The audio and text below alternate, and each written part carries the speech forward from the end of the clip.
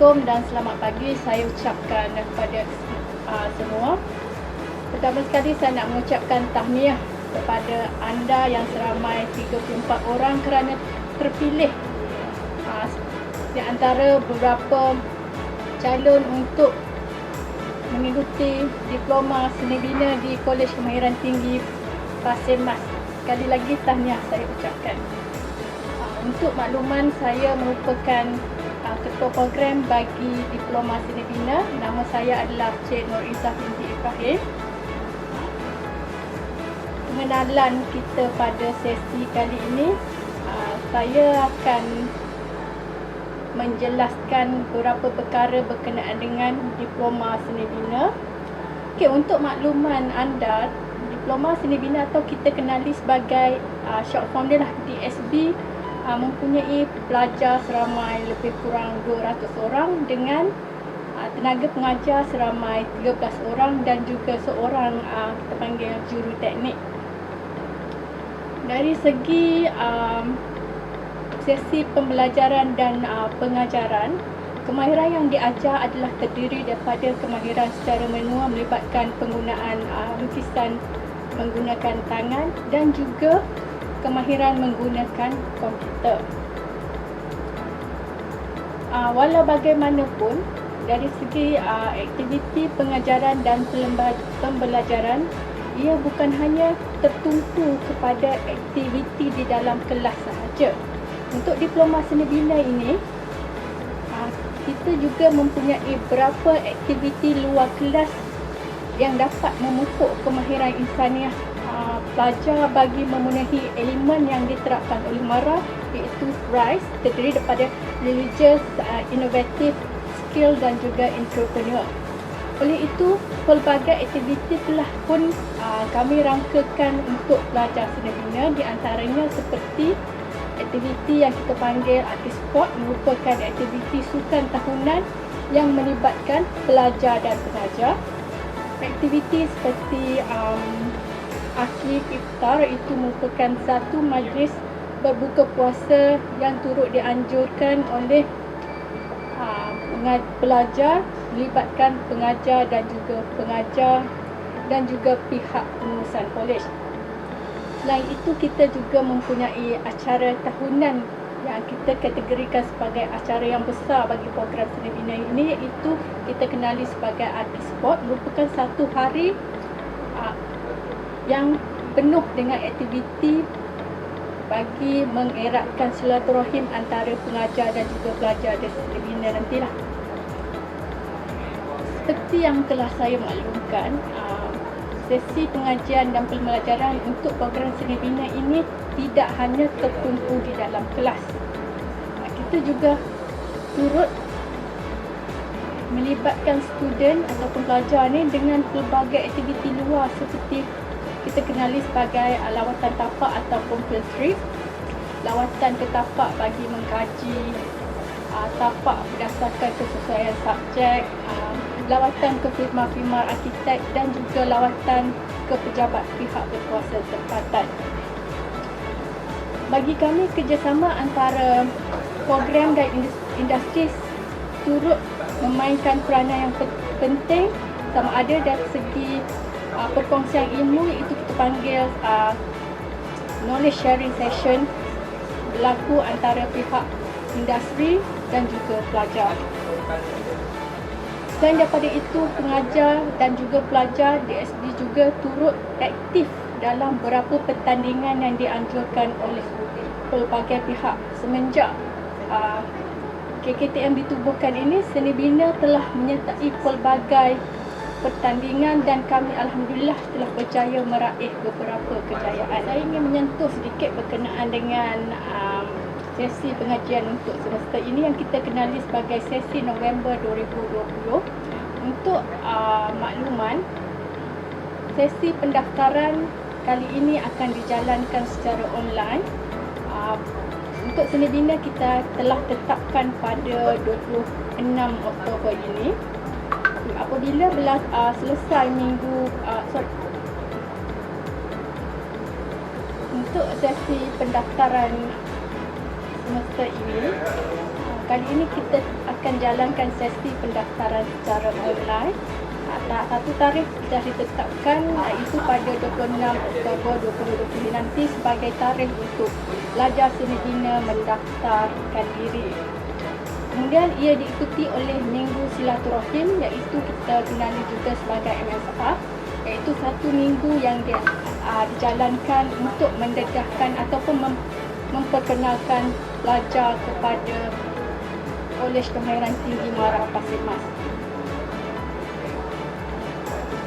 Selepas itu, pelajar akan memulakan sesi pembelajaran dan pembelajaran akan dilakukan mengikut jadual akademik yang kita akan agihkan kemudian. Untuk urusan berkaitan akademik nanti, pelajar akan dibahagikan kepada beberapa kelas. Untuk kes ni kita bahagikan kepada kelas 1A dan 1B yang kemudiannya akan dibimbing oleh penasihat akademik atau di sini kita kenali sebagai PA.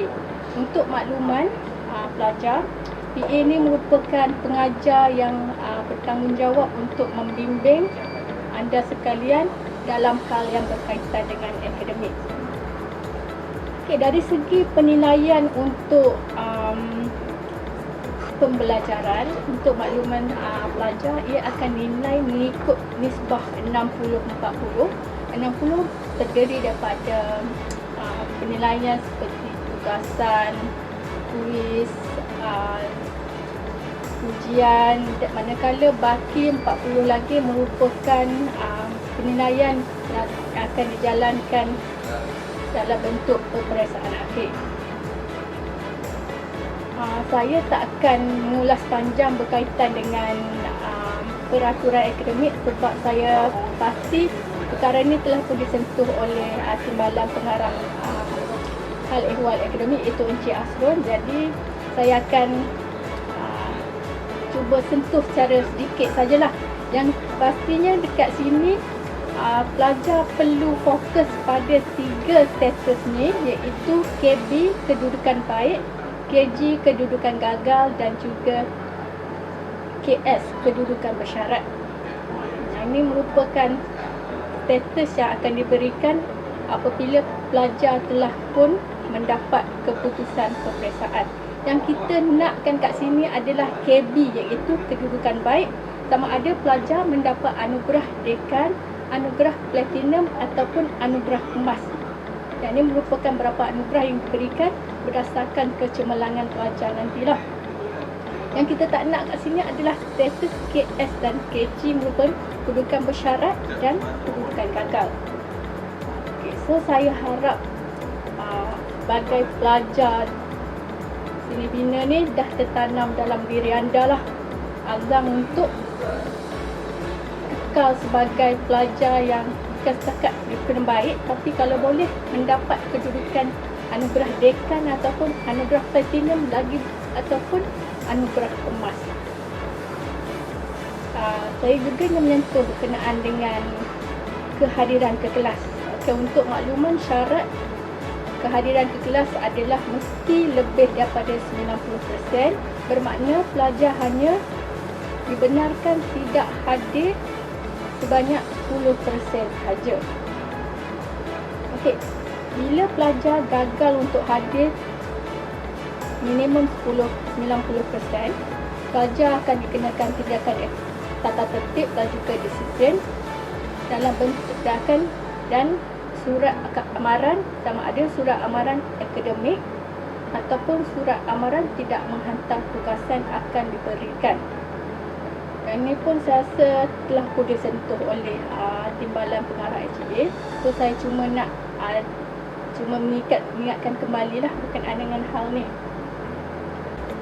Terdapat satu prosedur yang patut anda titik beratkan sekarang itu. Prosedur berkenaan dengan permohonan pengecualian ketidakhadiran ke kelas, iaitu satu permohonan untuk pelajar hadir dengan kebenaran. Okay, jika telah mendapat kebenaran bermakna pelajar dibenarkan untuk tidak hadir setelah mendapat kelulusan sama ada daripada ketua program ataupun daripada Timbalan Pengarah HA. Okay, untuk itu pihak Jabatan Sdn Bina telah mengeluarkan satu kita panggil carta alih prosedur permohonan pengecualian kelas. Okey, kat sini saya nak ingatkan, untuk prosedur ni terdapat 3 kes utama. Satu, kita panggil kes yang telah dijangka seperti permohonan untuk temu janji yang telah ditetapkan oleh doktor, kes yang melibatkan pelajar perlu hadir ke mahkamah dan sebagainya yang turut mempunyai dokumen sebagai bukti untuk pelajar memohon permohonan inilah. Manakala kes luar jangka kita kategorikan sebagai contoh kes kemalangan ataupun kematian keluarga terdekat. Kes yang ketiga iaitu kes sakit ataupun kita panggil setelah sudah mendapat MC lah. Kes sakit ni boleh terjadi pada contoh demam, sesama, sakit perut dan sebagainya lah. Untuk MC ni perlu diingatkan yang MC ni hendaklah hanya dikeluarkan oleh klinik kerajaan ataupun hospital kerajaan sahaja. Pengecualian akan diberikan kiranya pelajar mendapat rawatan di hospital ataupun klinik pakar swasta, ataupun setelah mendapat uji bicara daripada pihak pengurusan kolej nanti. Okay, so saya harap dengan prosedur carta alih yang telah kami keluarkan ini, pelajar akan faham jelas dan dapat mengerti kita apa yang telah dinyatakan di sini. Seperti yang telah saya terangkan sebelum ni berkenaan dengan aktiviti yang pihak Jabatan Sdn Bina telah jalankan, kita telah buat pelbagai aktiviti. Kalau nak terangkan di sini saya rasa tak habislah sebab diploma Sdn Bina KKTM Pasir Mas ni telah pun wujud selama 20 tahun. So kalau saya nak tunjukkan slide ke apa, saya rasa macam slide tu maybe makan masa sampai 100 slide lah. So tanpa membuang masa, saya rasa elok untuk kita tengok satu perkongsian video yang memaparkan kejayaan dan juga aktiviti pelajar dan juga pengajar di SP ini sepanjang 20 tahun penubuhan program ini di Pasir Mas. Okey, untuk makluman, video ini telah saya hasilkan dengan menggunakan software yang kelak akan diajar dalam silibus nantilah. Maknanya software ni, apa yang saya hasilkan untuk video ni, bakal anda juga berpeluang untuk hasilkan perkara yang sama lah. So saya rasa tak ada apa yang saya nak berkatakan lagi. Let's the video, do the talking. Enjoy the video.